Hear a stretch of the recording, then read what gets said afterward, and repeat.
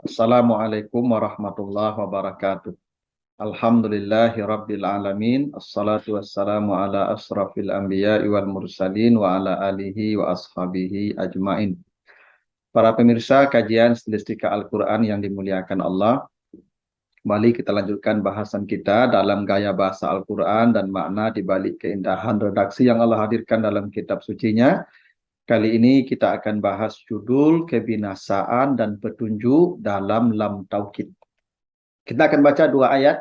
Pertama surat Al-A'raf 155 dan yang kedua surat Al-An'am ayat 149. Kita baca surat Al-A'raf 155, kata Allah, A'udzubillahi minasyaitonirrajim wa ikhtara Musa qaumahu sab'ina rajulan limiqatina. Falamma akhazathumur rajfa qala rabbi law syi'ta ahlaktahum min qablu. Kita penggal di situ ya, karena poin kita pada kalimat law syi'ta ahlaktahum min qablu. Dan Musa memilih kaumnya sebanyak 70 laki-laki yang saleh untuk memintakan taubat kepada mereka atas dosa mereka yang menyembah anak sapi kepada Allah. Maka ketika datang goncangan, maka Musa berkata, ya Tuhan, kalau engkau menghendaki, engkau sudah membinasakan mereka sebelumnya. Itu Al-A'raf 155. Di Al-An'am 149. Kata Allah, kulli falillahil hujjatu al-balighatu walau syaa'a lahadakum ajmain. Katakanlah, Allah telah memiliki hujah yang jelas dan kuat, dan maka kalau dia menghendaki, pastilah dia memberikan petunjuk kepada semuanya. Apa yang menarik dari kedua ayat ini? Perhatikan jawab syaratnya. Ya, ini dua-duanya masih bicara dalam konteks syartiyah. Di Al-A'raf 155, syartiyahnya lau syi'ta ahlaktahum min qablu. Lau syi'ta ahlaktahum min qablu. Kalau engkau menginginkan, menghendaki, engkau pasti membinasakan mereka sebelumnya. Di Al-An'am, falau sya'a lahadakum. Ada tambahan lam ya, lam taukid pada kata hada. Allah tidak mengatakan lau sya'a hadakum. Seperti lau syi'ta ahlaktahum. Kenapa Allah tidak menggunakan lau syi'ta la ahlaktahum? Sama dengan walau sya'ala hadakum. Atau sama-sama tanpa lam. Lau syi'ta ahlaktahum, lau falau sya'al hadakum. Tanpa lam. Dua-duanya bisa tanpa lam, bisa sama pakai lam. Tapi ketika ya Allah bicara tentang kebinasaan orang-orang Bani Israel, maka Allah menggunakan jawab syaratnya tanpa lam, taukid. Lau syi'ta ahlaktahum. Tapi ketika di surat Al-An'am, Allah bicara tentang para pembangkang yang dengan ilmu mereka membangkang, maka digunakan lam, lahadakum. Apa bedanya? Begini, bila jawab syarat, ya, itu tanpa lam, itu menunjukkan makna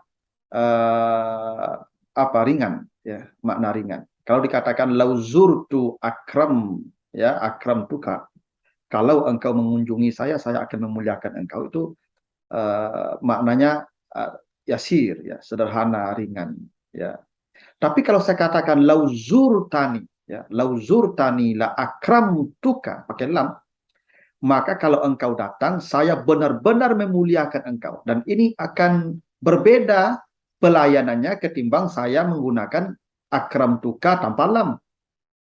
Kalau saya katakan lauzurtani akramtuka, ya mungkin ketika dia datang mengunjungi saya sambut dia, lalu saya suruh duduk, dan kasih minum air putih, sudah, itu akramtuka.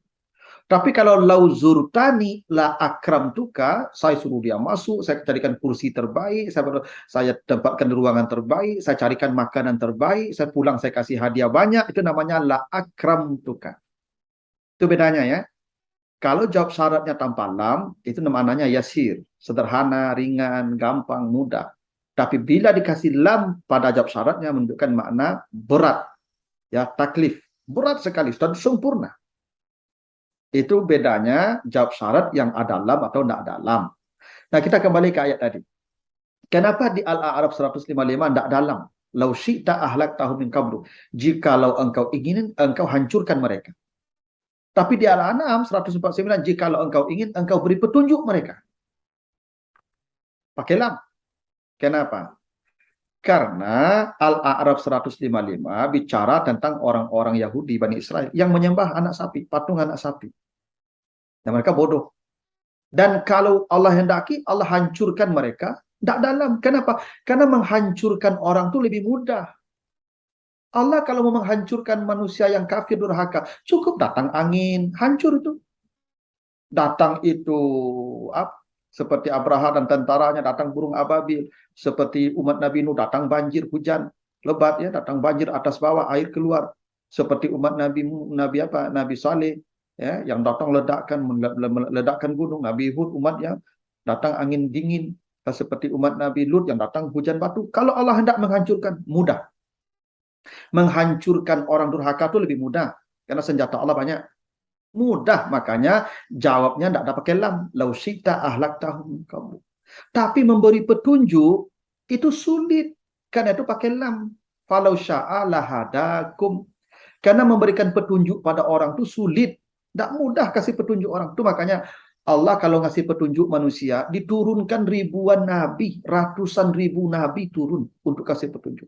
Berat kasih petunjuk itu, tidak mudah. Kalau menghancurkan mudah, tinggal kasih kirim saja pasukan Allah. Mau apa? Mau air bisa, mau angin bisa, mau gunung bisa, mau batu bisa. Gampang, bisa ribuan hancur tuh. Tapi mengasih petunjuk satu orang saja tidak mudah. Nabi itu 13 tahun di Makkah, hanya seratusan orang yang dapat hidayah. Sulit kan? Nabi Nuh 1000 tahun berdakwah, hanya 80 orang kurang lebih yang beriman, dapat hidayah. Tidak mudah memberi hidayah itu. Karena ini pekerjaan paling sulit, maka dikasih taukid pada jawab syaratnya. Falau sya'a lahadakum. Ini berat. Karena menghancurkan itu mudah, menghancurkan itu mudah. Tidak susah menghancurkan itu. Sama aja kita membangun gedung, susah. Menghancurkannya, sehari itu selesai menghancurkannya. Karena menghancurkan ini mudah, maka tidak dalam. Lau syi'ta ahlaktahum. Kalau Allah mengatakan lau syi'ta la ahlaktahum, ini sulit menghancurkan. Oh, enggak sesuai maknanya lagi itu. Begitulah ketelitian Al-Quran dalam ya, menyampaikan pesannya.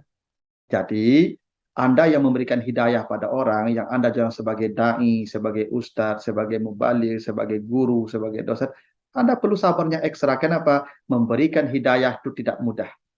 Karena itu Allah berikan lam taukid ketika Allah mengatakan kata hidayah. Lahadakum. Maka perlu Anda bersabar. Dan itu kenapa para guru, para ustadz, para pemberi hidayah, para pemberi pelajaran, nanti dia orang pertama yang diamankan sampai ke akhirat kelak. Itu rahasianya kenapa ada dalam taukid pada kata hadaku. Mudah-mudahan ada manfaatnya. Lebih kurang mohon maaf. Wassalamualaikum warahmatullahi wabarakatuh.